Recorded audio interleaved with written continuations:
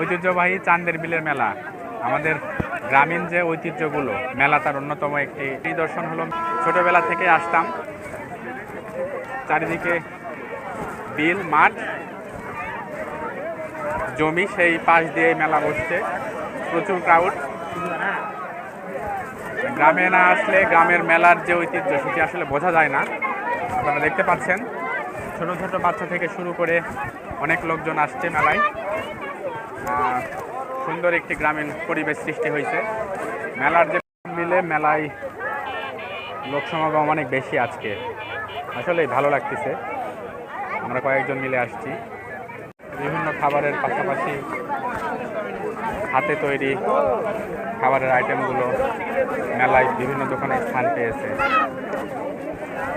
পেঁয়াজি সহ অন্যান্য যে খাবার আইটেমগুলো এই কালার নাই ওই দোকানে 280 টাকা করে, তাহলে শুধু আপনার কাছে